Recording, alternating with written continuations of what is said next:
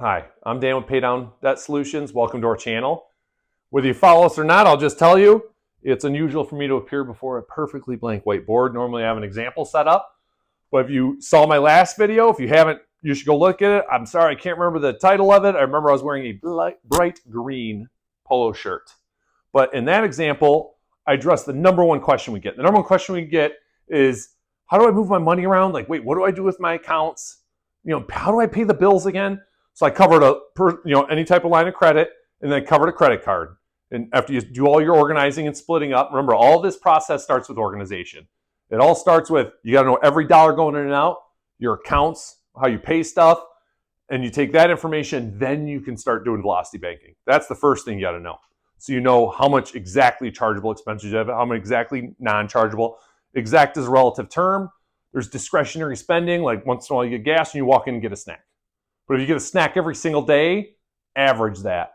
Some people give me 1 or 2. I prefer a minimum of 3 months. 6 months is better, especially in Michigan, because our spending habits change so much in the winter when the snow starts flying. In the summer, we all walk into the store and get snacks, and when it's 0 degrees out and you just stood next to the gas pump for 7 minutes, you're not walking. Like, you just want to get in the car and go home, especially when it's dark at 5:30 at night. A lot of people have had enough. Either way, average it. Get a feel for it. So we're going to cover the 3 types of people. The first person is the easiest for me to explain. I don't have to draw anything on the board. That's the person that believes in velocity banking. They saw the math. Maybe they checked it a little and they're like, yeah, I think velocity banking will work for me. I don't want to do all the math. I want to do all the research. Just tell me what to do. I'll help them maximize it without getting into them doing any research or any math. The second one is someone who's not, I don't want to say proficient. That's too high of a level. Let's say they don't have a working understanding of Excel. They've never made a spreadsheet. They never organized a spreadsheet. So they're just going to do it on a piece of paper. That, by and large, will be the majority. The majority of people we see, that is because, Excel. Oh, let's learn Excel. When you hear something's a powerful program, just know that means it's got 100,000 things you got to learn about it to maximize its power usage. The third one is Excel that I use. I use it very simply. If you know Excel, you've ever used Excel, you can use Excel to do how I do it.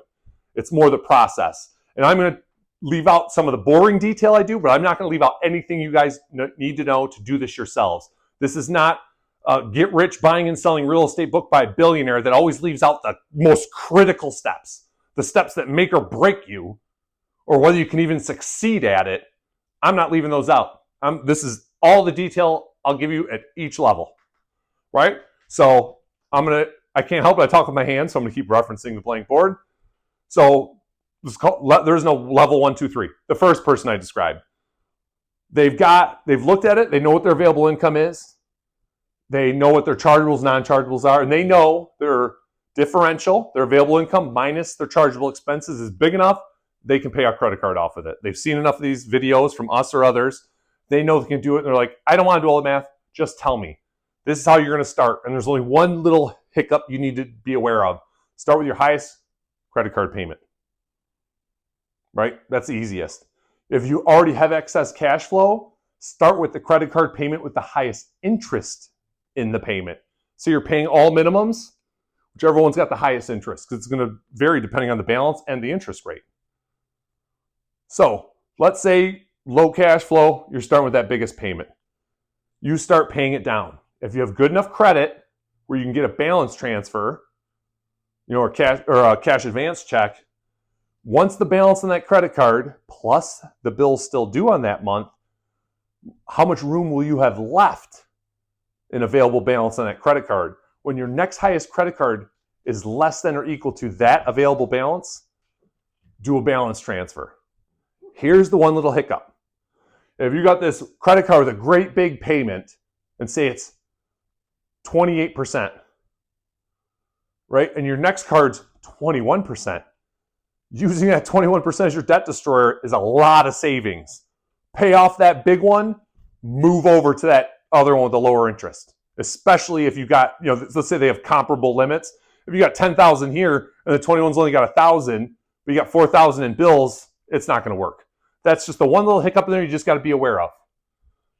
You can stay with that if all your interest rates are close, like say all within 1%, you can always just stay with that one. It'll add up over time, but it's not going to be not as much as like when you got 28 and a 21. You should move your debt destroyer. Once you pay off that 28, move it.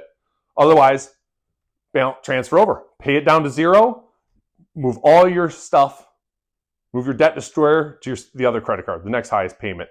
And when I already mentioned the organizing, part of the organizing is after you know every dollar in and out. You know all your income to the down. You don't need to know to the penny, know to the nearest dollar. Then you got all your expenses. You did your averaging, electrical, gas, water, your utilities, any discretionary spending. Give yourself as many months average as you can do. Once you get all that comfortable, right, before velocity banking, and say it's through not a line of credit, but it's through a credit card, you're going to go in and set up your accounts to pay like your electric bill, your gas bill, bill A, B, C through your credit card. Write on a piece of paper your login ID, your password, and don't forget to write the bill, right? What the bill is. So if you have to move from debt destroyer to a different debt destroyer, like I said, if it's got a lower percentage or interest rate, and you got to move, you just open that up and you go, this is where I'm going. Here in Michigan, for me, it'd be DT.com, DetroitEnergy.com. I think that's what it still stands for. It used to be Detroit Edison. Anyway, so you have it all organized, and in 15 minutes, instead of, oh, I forgot my password. Oh, what's my login ID? Oh, I got to do two-factor authentication again, or whatever they require. You got it all written down. People break into your house, the last thing they're there to steal is a piece of paper. Don't leave it on your desk that says passwords. Put it in a drawer, put it in a cupboard. Don't hide it from yourself, because they're looking for jewelry, cash, and electronics. They're not looking for a piece of paper. Put it somewhere safe where you'll never forget where it is. Really, like my computer's got a bookcase next to it. You just stick on the bookcase. No, they're not going to touch it. They're looking for instant money. They're not looking for, oh, I'll crack his code. Anyway, so that's the first one. That's the first one. You want to do velocity banking. You've done a little bit of math. You know it works. You want to do the research. Here's number two. Number two, you just got a piece of paper. You're not good at Excel, or you just simply hate Excel, wherever you fall in the spectrum. On the piece of paper, you're going to do, and it doesn't, one, a credit card, obviously you're only paying one off. Two's pretty easy. It's one or the other one. You start getting 3, 4, 5, you mix in some loans, this is what you're going to do. You don't have to follow my format, because my format is Excel, because I think in Excel I've been doing it for too long. Right? So, this is what you're looking at. Oh, yeah, well, there we go. Do another one there. Right? And then we'll go loan 1. Loan 2. Loan 3. Same thing. Right? What you do is you're going to go to a website like calculator.net. That's I bounce between sites based on my needs or the information a student gave me. But calculator.net one, Piggly's another one. Whichever one you use, you want to be able to generate an amortization schedule. Now, what calculator.net will want for your credit cards, it's going to want your payment. And it's not telling you minimum payments, the current payment you're making. It will tell you though, like say you're just so strapped you're paying less than the minimum. Calculator.net will tell you, be like, hey, this won't pay it off. It's going to keep the interest on it's accruing faster than you're making payments. That obviously would just be the credit card you're starting with, or you actually do need our help or someone else's help to really fine tune, how can you move your money around. So they're going to want to know your current payment. They're going to want to know your balance. And they're going to want to know your interest rate. And calculator.net, right next to it, it'll generate how many months to pay off at that fixed payment. It doesn't graduate your payment down as your balance drops. If you're currently affording that payment, whether it's a minimum or extra, we lock that in because there's really no other way to do it. I can't spend a week on every person's math to get it down to the dollar. I'm giving you close estimates, and all my estimates are fortunately low estimates.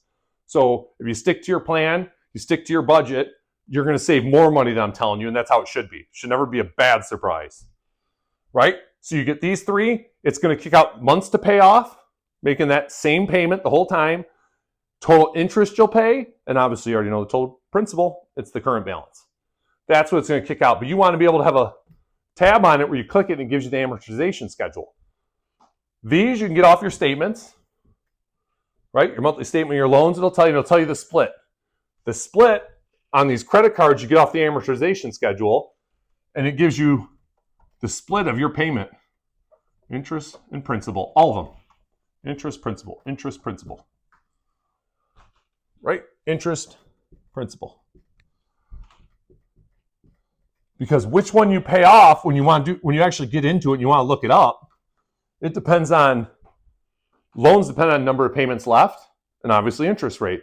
Because a 5% loan with 5 years left has less due on it than a 5% loan with 4 years. And I can't remember the example, but there's one where it's like a 5% loan for 5 years versus a 10% for like 3 years. One was like, well, you pay the 10%. No, the 5%, you're currently paying more interest per month. It's towards the front end of the payment schedule. So it's front end loaded with interest. Credit cards, fixed interest you're paying, the annual percentage rate, it's not compounding, but keeping that payment constant, the interest is constantly going down, the principal is constantly going up, so you're paying as you pay your debt down. So I'm not going to give you examples on interest rates. It's infinite, right? But this is what you're going to look at. You're going to go in there. These are off your statements. You can get these on calculator.net too if you just know your payment. Or you got to do a little bit of math, kind of figure it out. It's easier to just take the numbers right off your statements. Credit card, you plug these in because you want the whole schedule. You can just probably get it from your current one. Sorry, I'm getting a little too, my head's slipping into the Excel, the next example, which is how I do it.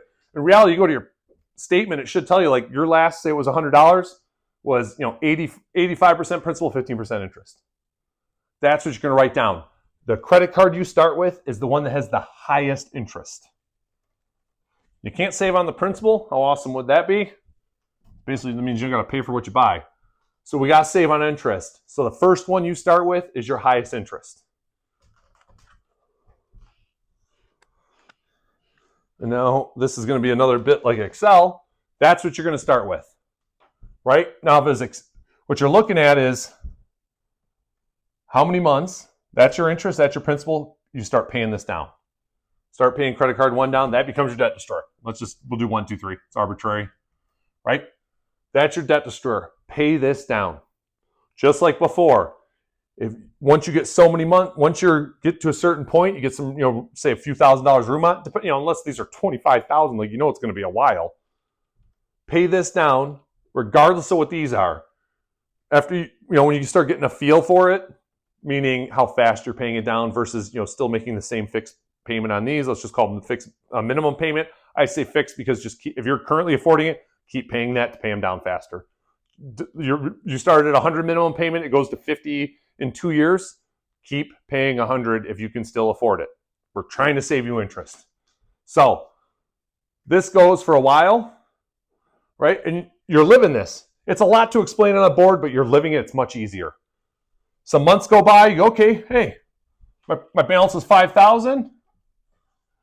8 months goes by, it's $2,200, let's say.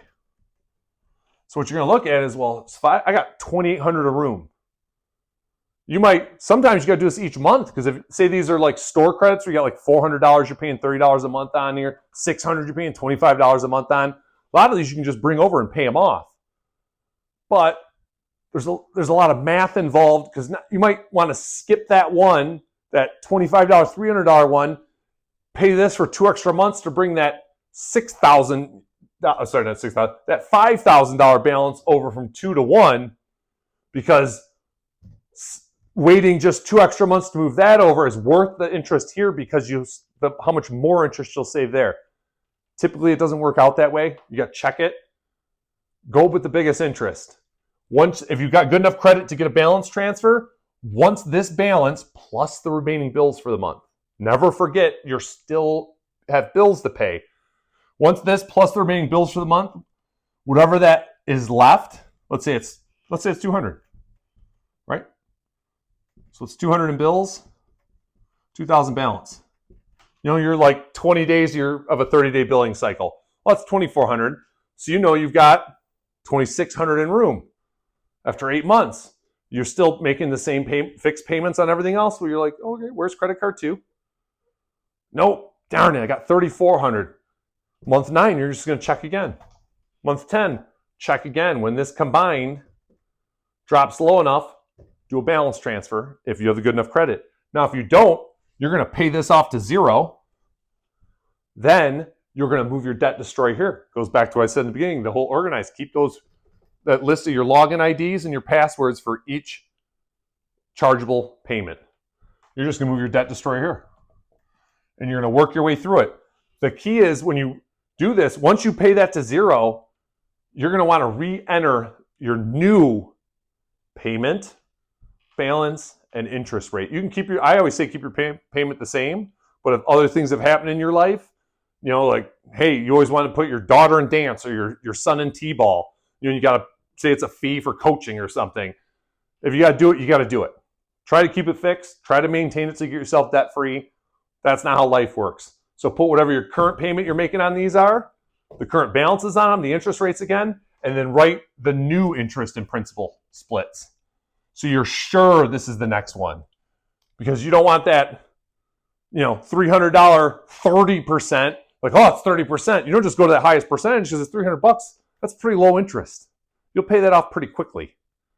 And a lot of times you're paying some big interest, making that same fixed payment. We'll call it the minimum payment, but we're not paying the minimum due. That's the minimum you're paying on it. A lot of times they'll get paid off while you're doing this. This takes 20 months to pay $20,000 off, and you had 300 over there. That's done. That's like gone in 8 months. And if I wrote it on the board, just think how much more math I would need to show you that example. You're just going to live it. You're like, oh, hey, that one's done. Sweet.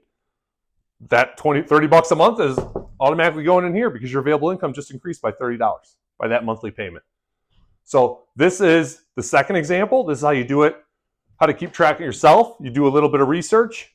You write all the numbers down. The loans are the same way. You know, if you can get a balance transfer, pay the loan off, especially if that loan's way higher monthly portion of interest than the next credit card. But you got to be able to do a balance transfer. If you can't work your way through your credit cards, then now you got the biggest cash flow you got because you're going to get until the loans are paid off because all your credit cards are gone. Then start chunking down the loan. Same thing. The highest portion of interest you're currently paying because loans are front end loaded. You'll have to look at all your balance, like I had them written down here. Look at them again. Go with the one that's currently the highest interest. That's the one you start with. Now we'll go to how I do it without too much boring detail because my system I have to put checks and balances in to catch so I can catch if I'm making a mistake. And it's way more detail. So if I realize I forgot to carry a 1, I can easily track it through all my notes and go, that's where I made my mistake. So to quickly go back through all the numbers, you don't have to do that. Obviously, you may want to, and you'll figure out your own system. That's one of the reasons I'm not going to show you mine. My system's not the right system. It's the system that works best for me, and the math is right. So, say you have a spreadsheet. You're just good enough. You can cut and paste, and you know how to make a spreadsheet. This is how I do it. I will take, first we got to look at their credit score, right? If they got, you know, like a 700 or something, they can get a balance transfer for a loan. I will put the loans in with the credit cards, which I'll do, you know, we'll do them in order, right? CC1, CC2, CC3, loan 1, loan 2, loan 3. I will enter I will get these from the statements. I will get these from calculator.net or Piggly. And same thing, interest, principal, interest, principal, interest. Mainly I'm just interested in the interest. Really? What currently amortized based on the payment you're making, the balance of each card, and the interest rate of each card. How much is the total? Not what portion, like, oh, 65% is interest. No. This is currently $65 a month in interest is part of that payment. This is $58 a month in interest. Hell, this is $80 a month in interest. So let's just do that real fast. Let's say this is $40 in interest. Let's say this one's 30, right? Order doesn't matter. That's 30 in interest. And this one's 100. So I do them in the order one of the students gives me. Like if you guys fill out a worksheet, I fill them out in the order. But once I do this, I then reorder them. And it's the same with these. I'm not going to include these because I don't want to keep track of 6 numbers, not to just teach you guys the method, right? So the loans are mixed in. Well, then what I will do is I will copy and paste these in the order to pay them off. Which means, what's this? 312. I'm going to get rid of the numbers. So it's CC3, CC1, CC2, right? And when you go to calculator.net, I don't do the download the Excel. What I do is when it you hit, amortization table and it shows it. I put the cursor in the top corner, highlight it all to the bottom corner, copy, paste it in Excel, pick a single cell. It's been doing it beautifully. I resize it so I can read the numbers. I delete the columns I don't need. The only columns I use are number of payments, right? 1 through whatever. Interest, and that's the beauty of the amortization. It starts with where you're at, and you see the interest drop, principal increases. So what I look at is CC3 at start had the highest interest. Doesn't matter what it was. I don't remember. I wrote 80, whatever it was. What I do then is I run the numbers. I run it through the debt destroyer, through our math program. And it's going to calculate out how many months. Our stops right now for us, it stops as soon as the balance on that card drops below the available income. Because at that point, you're no longer paying interest. You're only paying down your current bills. Because now, once it drops below the available income that you're putting onto that card, the bills are going on are less. So after that last month, you're now in that grace period. Now you put $500 in bills in February, you put let's say $750 in available income, you just paid half that balance off. And the next month it'll be the same thing, boom, it'll be zero. So I look at it as I go, okay, how many months till my debt destroyer formula says, oh, hey, your balance on it's less than your available income, you're at the zero interest point. Let's say it's 10 months. Right? And let's say this started at $10,000.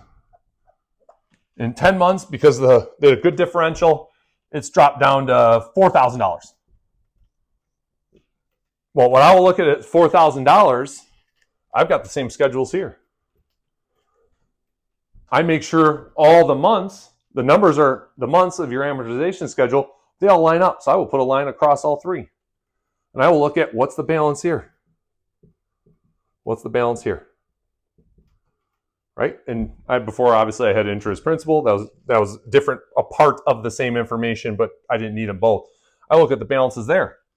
I reach 10 months, and I'll go, okay, I got $6,000 room here. Oh, that's $6,100. Darn it. Oh, but this is $5,400. I'm like, all right, then I look at the interest. The interest it's always about the interest. Then I'll look at, well, right here at month 10, how much of that payment is interest? Actual dollar value. Remember, not percentage of it is interest. What's the actual dollar value? What's the actual dollar value? My target is the next credit card to choose is the one with the higher interest. Now, higher percentage of interest, if this is $65 is interest and that's $55, this is my target. Well, let's say that is the case. This is $55 interest, this is $45 interest.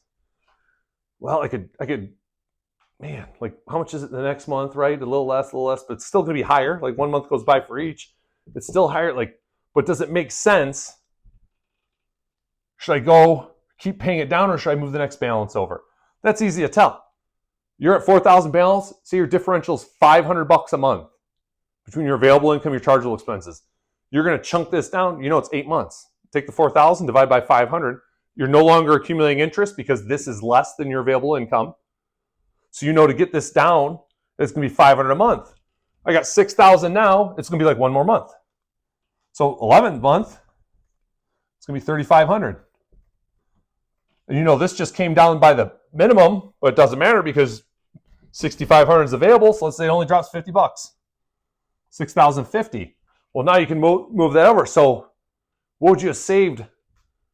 Right? This is the deep detail I get into. Well, all right, wait, to know whether to do that, I look at all the interest left on both of them. Because of how the percentages work out, if this one has way more interest left on this one, I take that one immediately.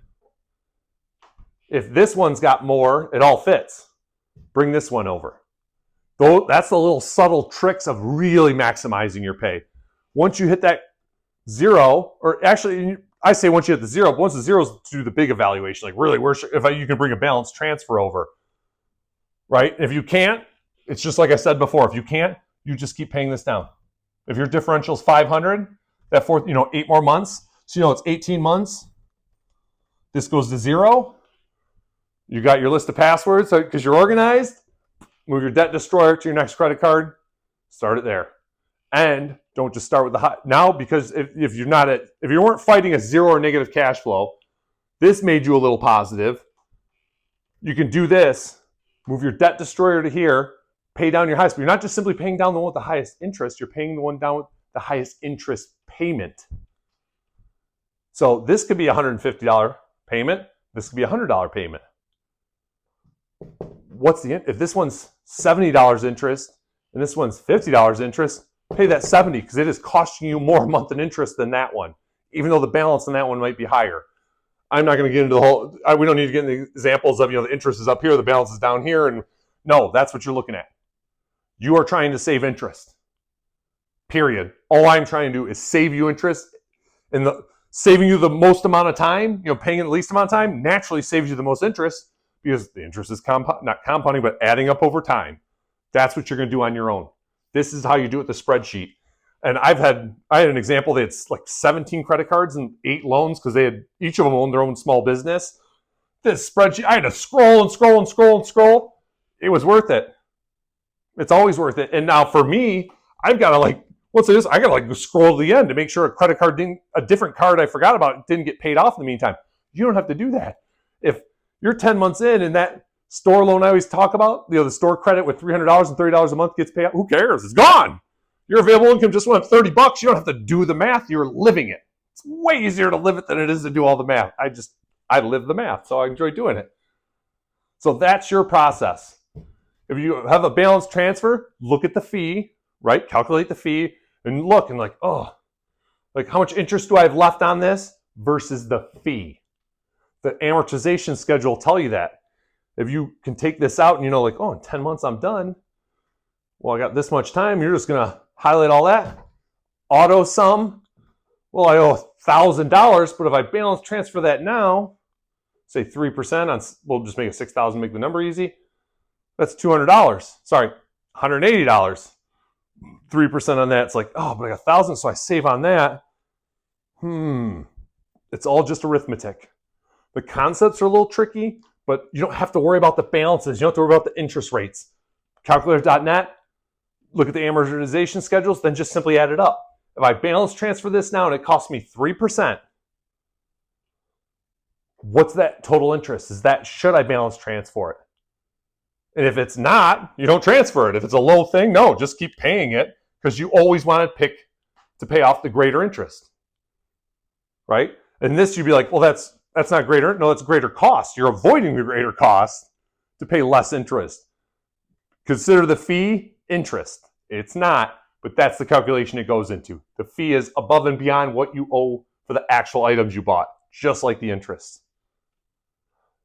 I'm pretty sure, the only thing I left out was the tedium stuff I do. All the checks and balances and highlighting things and moving numbers around. You don't need any of that. If you just put all this in a spreadsheet, that's how you do it. You start getting this, you got good credit, you start getting this paid down, you get your balance, right? You're not going to go off this. You're going to go off this just helps you project it and you get an idea where you're headed. You get an idea, this is the card I'm currently going to use, debt destroyer, then this one, then this one. But when you're living it, you start making payments on this, just double check. What's the balance right now on my other ones? Should I do a balance transfer? That's a little bit of checks you do. And you'll always know. Not you always know, you can always figure it out what you should do next. That requires a little bit up with balance transfer fees. If you don't have good credit, pay this to 0.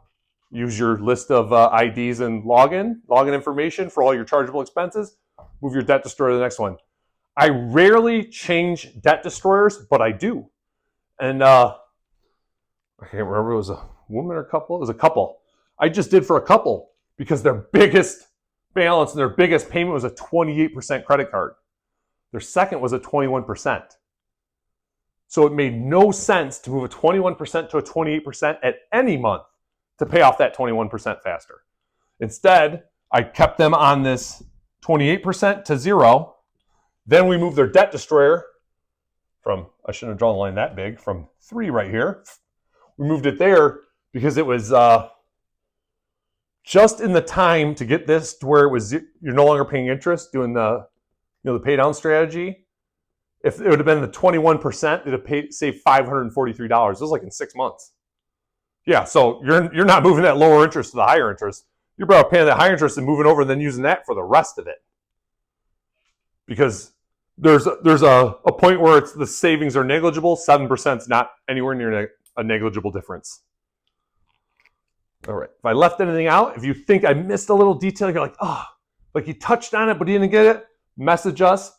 Jen is all over that. I'm all over Facebook. Jen is all over you guys messaging our YouTube. We do work together on our answers. But as far as monitoring, if you like, I got a specific question for Dan for this video, put it on Facebook. I'm constantly monitoring it. Jen's constantly monitoring YouTube for the fastest answers. If you just have a general answer, it doesn't matter where you ask it. We'll get it. We'll get it and we'll respond to you guys. All right. I hope this is clear. Despite my scribble smudges and my dirty fingers now, I'm using my hand as an eraser. This is the system. And like I said, when you if you got good enough credit, I put the loans in here too. And I do the same thing. That loan's got the higher interest. I'm like, all right, how much is that balance transfer going to cost them versus how much interest they have left on it versus bringing, skipping it and going to the next credit card, which, your loans are always like, when I say your loans are always a lower, interest rate than your credit cards, it's like saying, I know you'll never win the Powerball. It's not absolute zero, but it's, almost 500 million to 1. So I feel pretty confident in saying that. There may be an exception. There's an exception. Someone eventually wins the Powerball, and there's probably an exception where someone's got a credit card with a lower interest rate than a loan. I'm sure of it. But that's where I'm coming from. This is how you do it. This is with the Excel, and you go all the way out. And as soon as you pay off one, now, I'm not sure I might have left this little detail out. So I already said, hey, if you can balance transfer, you look at the fees, you look at everything else. The other thing is, once you reach that point, you're like, all right, I've got this down. I know what my other balances are. Just, following it each month to month. Things will change. And when you do it in Excel, you'll see how they change. What happens is your amortization schedule is by months. So you'll have a credit card here where it's like this, right? And we'll just keep this together. Like credit card, I didn't mean to write 3. I was thinking 3 was the highest I wrote. So credit card 4. You'll have one like this, and you have like credit card 5. It'll be like this. Yeah, it's generally pretty easy to tell which one to do it. But once in a while, I get a surprise. And I get a surprise based on the interest rate. It's all right. It's usually, I won't get it between like a credit card and a store, but if there's like 3 or 4 stores, store cards with lower balances, higher interest rates, are always like 30 to 39%. I'll run into stuff like that where you get down here a ways. How do I say this? I never said this before. Forget it. It's so rare. You guys just won't run into it that often. You won't run into it often enough where it'll cause a sizable difference in savings for you. And even me, when I calculate, it's like $50. When I calculate it for you guys, I save you $50 on your own. The amount of math you have to do and the amount of effort to organize it, do everything, it's not going to be worth $50 to you. Definitely not. It'd be worth it if $50 was laying on the table and I'm like, go do that, go do that for 5 minutes and get $50. It's not like that. It's very convoluted, it's complex, and it's hard to explain. But there are situations where you'll be here. Oh, loans. That's what it was. This could be a loan, right? A car loan. You'll be closer to here than you are from here. Oh, let's say it's the 10-month, right? Like this. And you'll be paying a higher interest there than you will here because this is a lower interest card. This is relative. This isn't 3 months. This could be 8 months for payment, and this is 14 months from, paid off making that fixed payment. That's once in a while I do run into that. And then I got to look at, it's the same thing. Balance transfer, well, how much is the fee? They have good enough credit for a balance transfer. If not, they just keep making the payment on that. Then this card comes over. Now I have covered it all. I've covered every relevant detail I can think of. I've covered people that believe velocity banking. They've done enough math. They think it'll work. They just want to know, well, how do I pick? How do I choose? Well, okay, you told me the highest card. Well, what's my next choice? I covered people that just do it on a piece of paper. I covered people who can cut and paste to Excel and they kind of have a handle on it. And I always move them around. And even after I pay them, I don't delete them because I need to keep, in case I find out I forgot to carry a 1 or something, I got to be able to go back. So mine's got notes and all this other stuff written over. You don't need that. You're going to be living it. Everything that I spend, and I don't know how long this video is, 30 minutes. When you're living it, this is like 5 minutes a month. All your balances come in, check your statements, see if you're like, well, I got this much available on my debt destroyer. What's my next credit card? What's the next highest? No, it's a few months before I can do that one. For a balance transfer, or you get to ignore them. Call it, let's say, a silver lining to a lower credit rating. When you have a higher credit rating, you look at this balance transfer you got to do month. If you got a lower one, you're building it, making your payments, paying your credit card, but you're not going to have to do those calculations. You know, I got to pay off this credit card, move my debt destroyer to the next one, pay off that one. Periodically checking your credit score on your statement, your credit card statement, to see if it's gotten high enough. If you want to do a line of credit to lump them all together and pay them down faster, or if you just want to get a balance transfer to stop changing your passwords and all that. I grind all those numbers for you. You're not going to grind them. You're just going to live it. You're going to live it. They're going to give you a statement like, nope, you keep paying, you'll look at your card, keep paying that payment. This is how much interest you're going to owe. This is how much a balance transfer fee right now is. It's much easier to live it. Living it doesn't require that math. That's how you guys are all going to do it because you're living it. I'm doing the math for you. All right. As always, I hate saying as always. Again, I'm down with Pay Down Debt Solutions. Always aligned, never alone.